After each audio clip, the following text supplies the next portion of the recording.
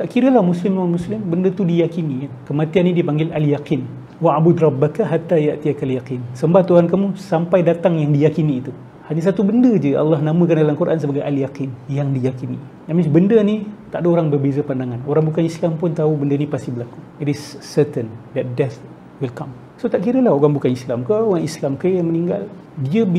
Kita cukup terkesan apabila orang tu rapat dengan kita, ataupun dia muda macam kita, atau lebih muda daripada kita dan sudah pergi. Allah adil. Kematian ni semua orang tahu. Tak ada orang yang pernah hidup yang tak tahu tentang kematian.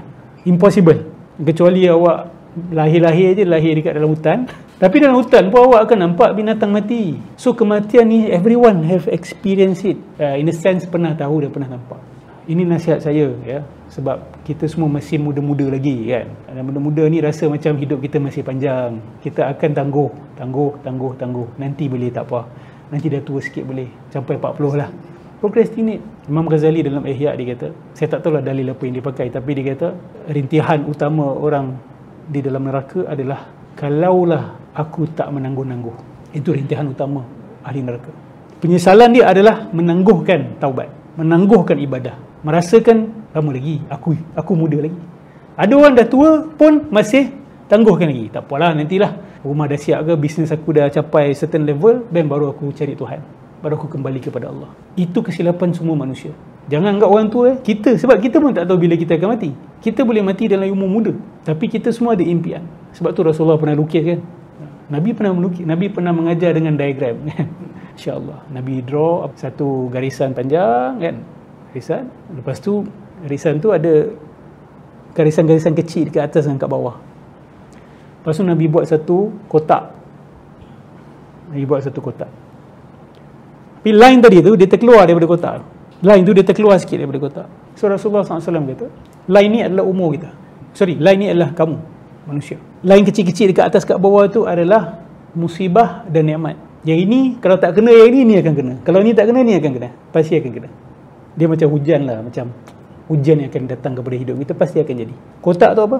Kotak tu ajal kita. Dan yang terlebih tu apa? Impian kita. Biasanya impian kita melampaui umur kita. Kalau fikir betul-betul banyak benda kita impikan, kita tak akan dapat. Tapi kita sibuk berimpian. Rasa tertampar kan. Berapa ramai manusia telah meninggal dunia tak capai impian dia. Tapi dia buang masa berapa lama dengan impian itu. Kalaulah dia mengambil masa untuk beribadah kepada Allah, taubat kepada Allah, selamat dia. So kita bersyukur kita masih ada hidup. Kalau kita dah mati dah sekarang ni, rasanya apa kita punya rintihan nak balik? Betul? Kasih aku satu saat ya Allah, aku nak balik ke bumi supaya aku dapat buat baik. Itulah rintihan orang dalam kubur. So nikmat yang Allah bagi pada kita adalah kita masih hidup, kita masih di atas muka bumi ni. So jangan lambat-lambatkan apa-apa, jangan lewat-lewatkan. Tanpa sekali kena buat apa? Taubat dan ikhlas. Ikhlas dalam apa yang kita buat. Belajar ikhlas, tuntut ilmu ikhlas, solat, buat baik kepada orang. Sentiasa ingat, ini semua adalah hadiah yang akan berikan kepada diri aku dalam kubur nanti. Imagine that you are actually passing this pahala to yourself dalam kubur. Dan kalau you boleh bercakap dengan yang dalam kubur tu nanti, dia akan cakap apa dengan you? Dia akan terima kasih ke? Dia akan laknat kita? Bayangkan diri kita dah masuk dalam kubur dan dia bercakap dengan kita sekarang ini yang masih hidup. That we are sending our amalan back. Kalau kita bermain-main, kalau kita berkhayal-khayal, kitalah yang akan menyesal nanti dalam kubur. Saya pernah tengok satu gambar kat Facebook. Bagi saya gambar tu very impactful. Gambar orang tengah beratur kan. Beratur, lepas tu orang yang mati tu, roh dia akan diangkat ke atas. So bila satu diangkat, line tu makin pendek lah. Kita akan makin dekat.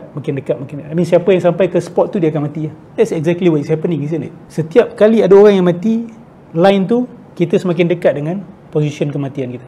Imagine if that is the case. Kan? Kita boleh nampak dengan mata kita sendiri. Kita boleh ukur, ni okey, tak apa lagi sejuta orang.